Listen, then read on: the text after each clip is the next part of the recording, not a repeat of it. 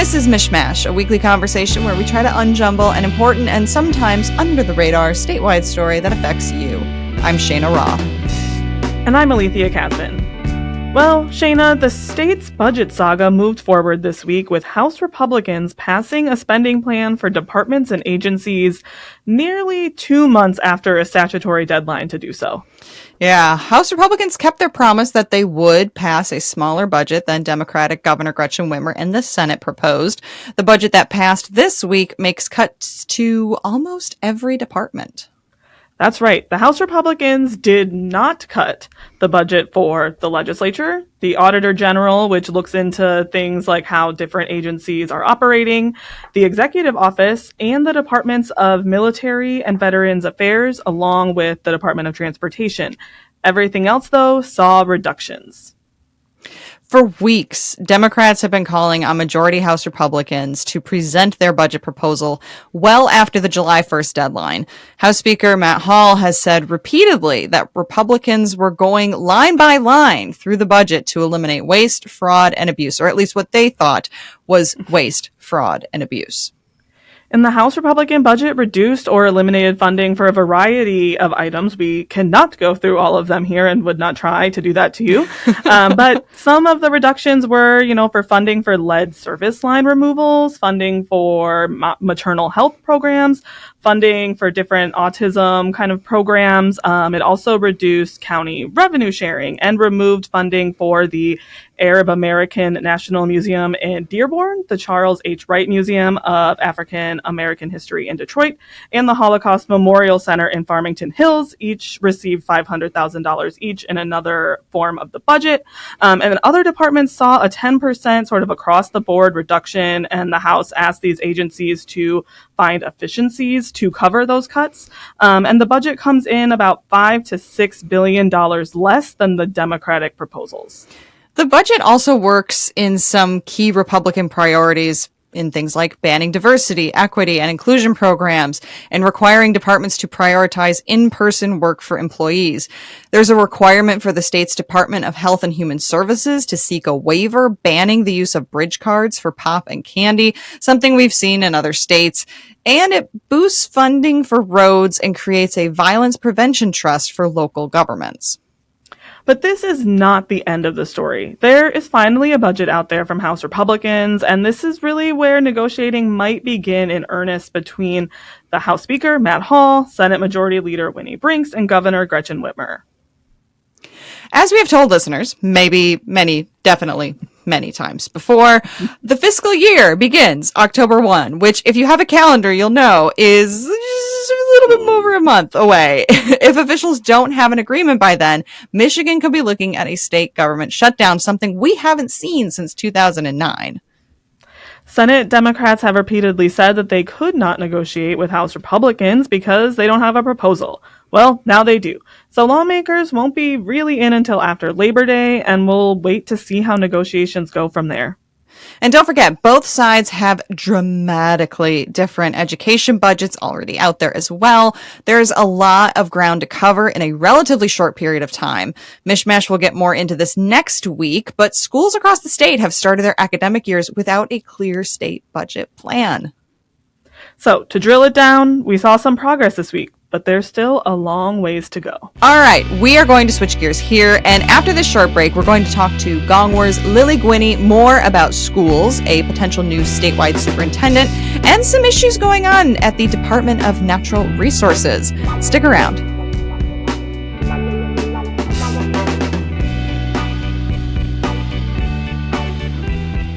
Welcome back to MichMash. We're joined now by Gongwer's own Lily Guiney. Hey, Hello. Lily. Hi, thanks for having me. All right, let's kick things off by talking about some big news in the education world. The Michigan Department of Education has selected a superintendent. Lily, who has the board chosen? So the board voted yesterday, yesterday being Tuesday, we recorded this on a Wednesday, to offer the position to Dearborn Public Schools Superintendent Glenn Maleko, who's been at Dearborn for pretty much his whole career. He went through 2 rounds of interviews with 6 other candidates and got the tap yesterday evening. So Lily, you sat in hours and hours And hours and hours and hours of interviews for the superintendent. There were 7 candidates total, correct? Yep. What was that like, and what did you make of Maleko as the final choice of the board? Well, it was long. It was a little boring at times. I myself am not a member of the State Board of Education, obviously. So it was not probably as interesting to me as a lot of the folks in the room. But what I keep telling people about it is at certain points in the first round of interviews. So we had the first week of interviews, which was last week. We had all 7 candidates come in. We heard all of them interview for 90 minutes a pop, which was, again, lengthy. And I thought I had a pretty good idea of who I thought they were going to pick. And I was completely and totally wrong on almost all fronts.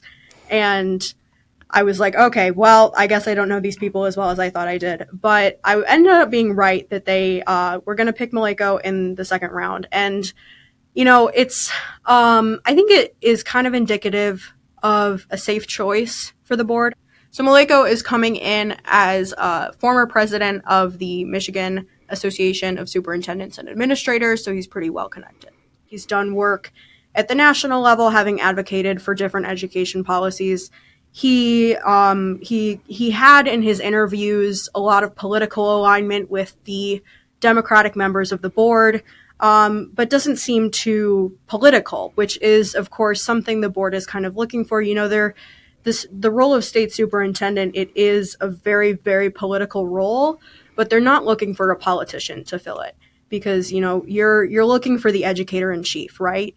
You're not looking for somebody to be a lawmaker because you have that. You have 200 of those people in the legislature. They're something else. We've got them. We're good on that front. And MDE, it's a big department. They're looking for someone who can administrate it. And they're looking for someone who can sort of be the face of public education for the state. And that's increasingly a really pressurized role, and it's a very political role. But it isn't a role that necessarily demands a overtly political figure, I think. And so Maleko represents that. He's got, the background to come in, and I think it made the board comfortable to see someone who had, this extensive background in public education, but maybe not in politics. There's a lot going on at the MDE right now. There's understaffing, there's budget drama, and just a sort of general massive pressure to improve Michigan's educational outcomes. How does Maleko plan to deal with these and other challenges?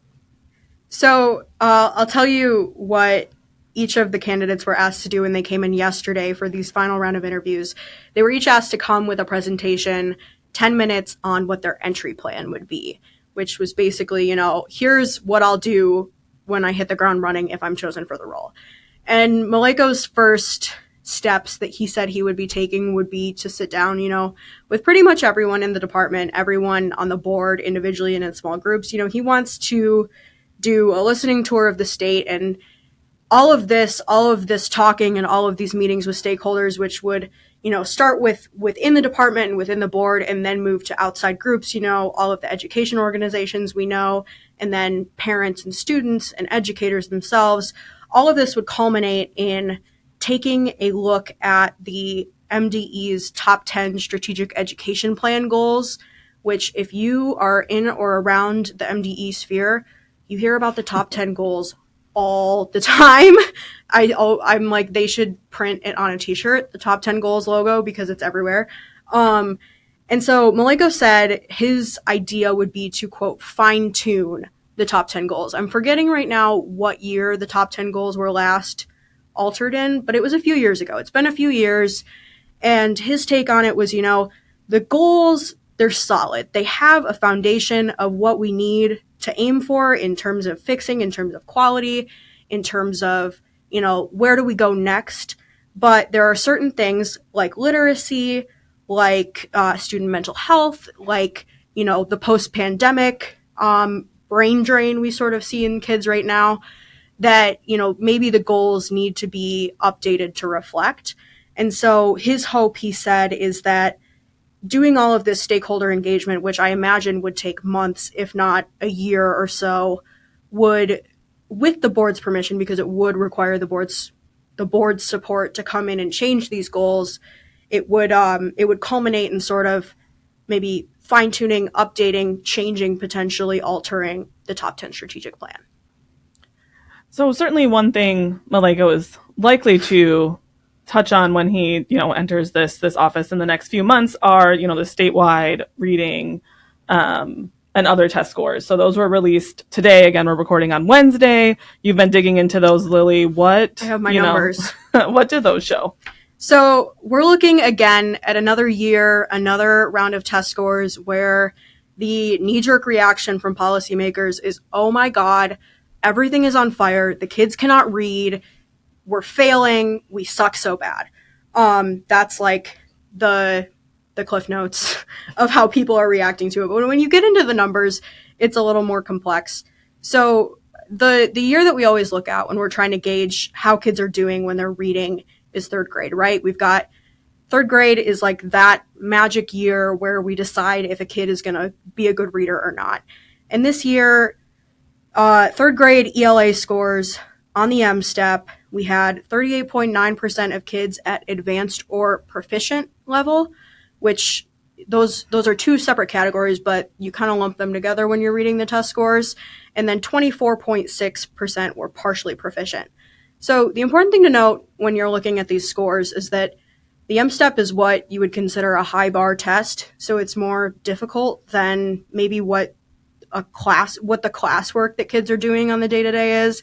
It's more, the standard for M-STEP proficiency is higher than how we measure kids like grade level reading skills. So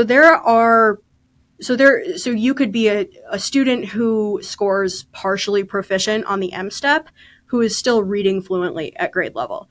So from these scores, we can kind of say reasonably that there are about 60% of our third graders who are reading at or above grade level.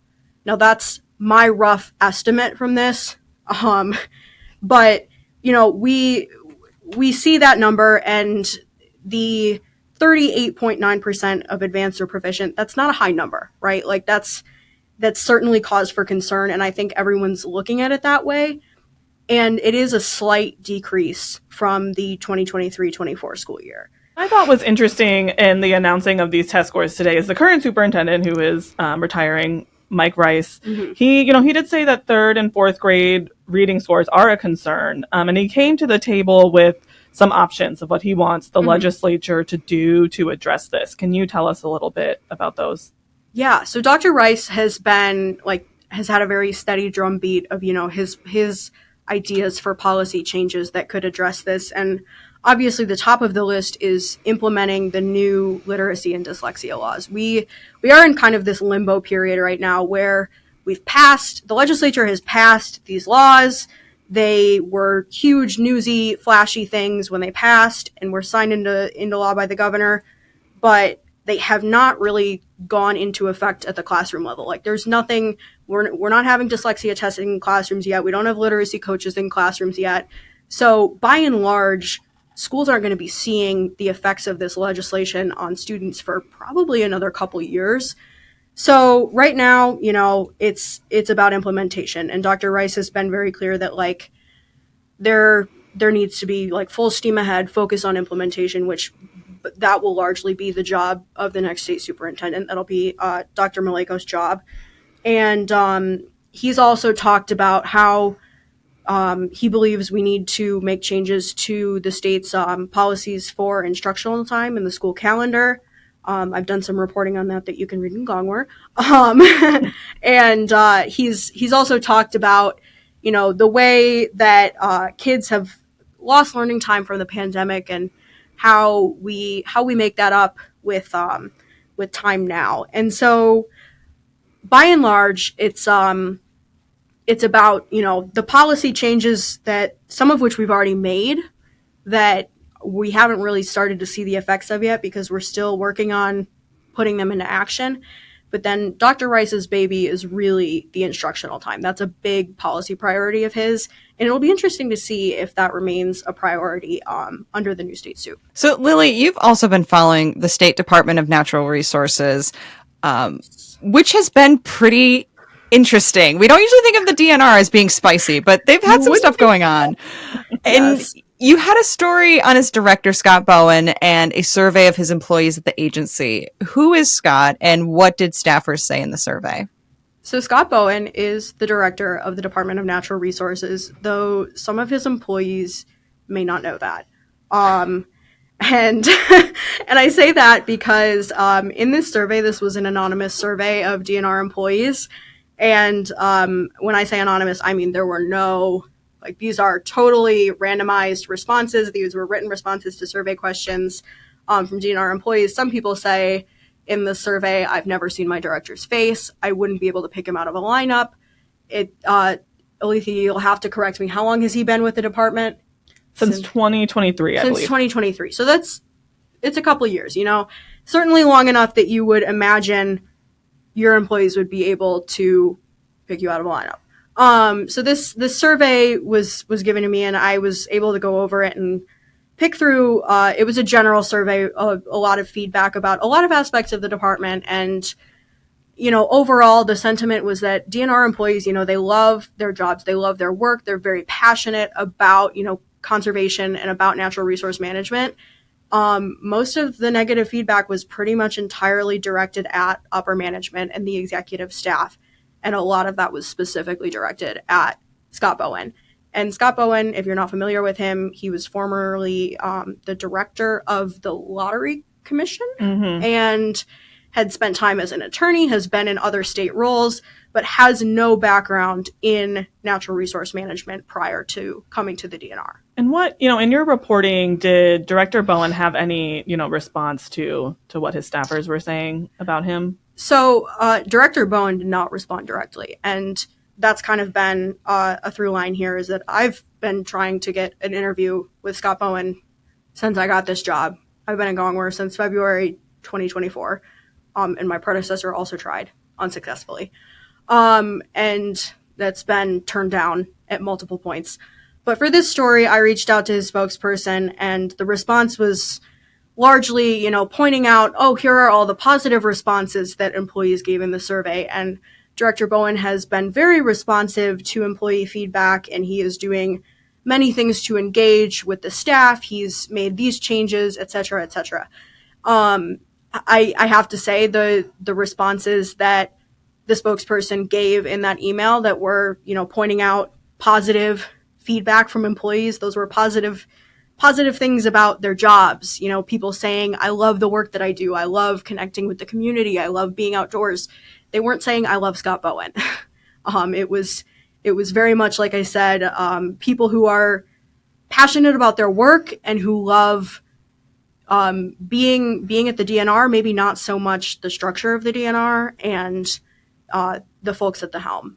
So one thing, Lily, that stood out to me in your reporting is you had to comb through 4,000 pages of documents. What were those documents, and why did you want them? So those documents were mostly emails, some spreadsheets, a lot of presentations, some PowerPoints, etc. And these were all communications related to proposed changes to permitting fees for hunting and fishing that were contained in the DNR's budget proposal for this year. And as we all know all too well, that's a Taylor Swift reference right there for you, for those who are very excited for Taylor this week. That's just my thing.